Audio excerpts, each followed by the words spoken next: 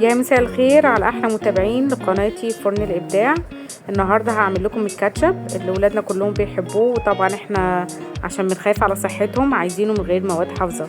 زي ما انتم شايفين النتيجه مبهره، هتعجبكم جدا وطعمه احلى من بره. ما تنسوش تعملوا لايك وسبسكرايب ويلا بينا.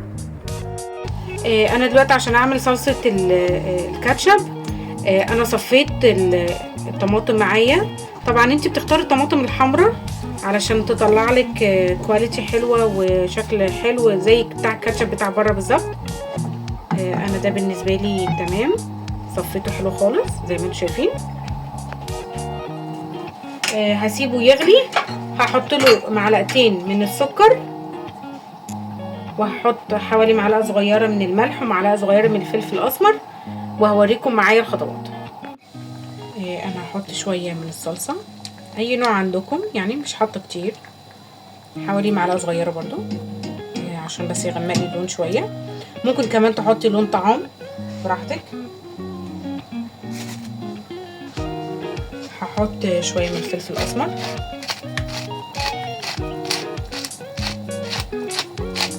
زي ما انتم شايفين سمكها دلوقتي بقى قليل جدا وهي تقيله، بس انا دلوقتي هزود نص كوبايه النشا اللي متدوب فيها اهو. حطيت معلقتين صغيرين من النشا دوبت فيهم، هنزل وايدي فيها على طول عشان ما تلكلكش معايا. انا بعملها لكم لايف اهو،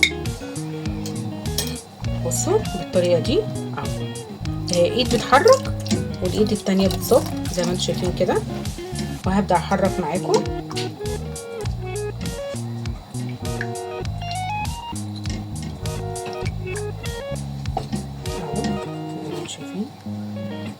اول ما هتبدا تغلي معانا هتبدا تتقل، فايديكم على طول فيها عشان ما تكلكعش.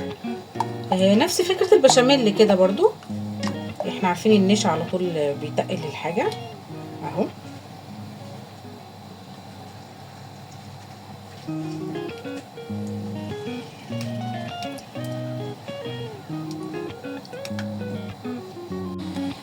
كده زي ما انتم شايفين انا اهو ايدي فيها، بص هي تقلت ازاي.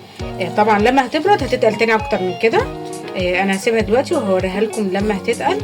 واي بقى علبه من علب الكاتشب اي اللي كانت عندكم القديمه هنصبها جواها وهتبقى جاهزه للاكل.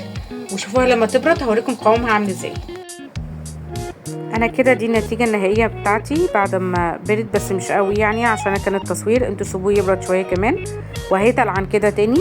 زي ما انتوا شايفين حلو خالص، سمكه وقوامه حلو وطعمه حلو قوي، هيعجب العيال ان شاء الله. ما تنسوش تعملوا لايك وسبسكرايب وتابعوني في اللي جاي.